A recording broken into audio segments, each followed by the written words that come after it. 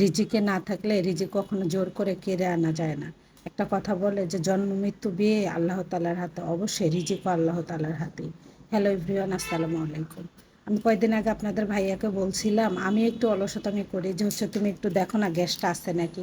তো আমাদের গ্যাসের মিটারটা হচ্ছে দূরে, এটা হচ্ছে আপনার এই যে কার্ড বলে কি, কার্ড বলে সেটা, মানে আগে টাকা ঢুকাইতে হয় তারপর গ্যাস চলে এরকম আর কি।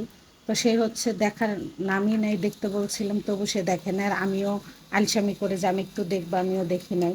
আর আমি বলতেছিলাম যে গরমের দিন বেশি পানি লাগতেছে, আমরা আবার পানি ফুটিয়ে খাই, তো গ্যাসটা এর জন্য বেশি হচ্ছে।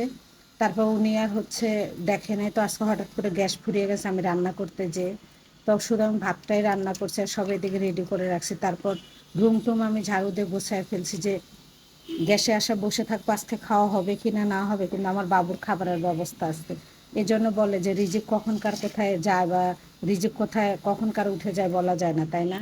আর এই বুড়া তো দুষ্টমি করতেই, সে তো ভাবতেছি যে রুমটা 2 দিন ধরে মুছছি না, আর কালো টাইস, একদিন যদি না মুছছি তাহলে বাচ্চা আছে কালো হয়ে যায়, মানে কালোটাই সাদা হয়ে যায়।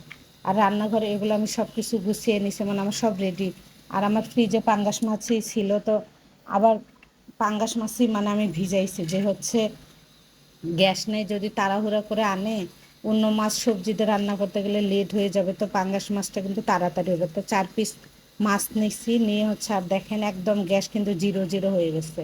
ভাতের হচ্ছে ভাপ উঠতেছিল আর আমি বাবুর কাছে বসেছিলাম, আমি ভাবতেছি তো ভাত হচ্ছেই, আমি ভাত দেখে গেছি যে আরেকটু হবে, তো গরমে আর বাকি ভাত হয়ে গেছে। তো হঠাৎ করে এখন বাজে হচ্ছে 12টা 10 এরকম আর কি। তো গ্যাস চলে গেছে, এখন আপনাদের ভাইয়াকে ফোন করছিলাম আমি, সে যখন আসবে তখন গ্যাস ঢুকাই দেবে। ওই যে একটা কথা মানুষ বলে না, রিজিকে যদি না থাকে রিজিক কখনো জোর করে আনা যায় না।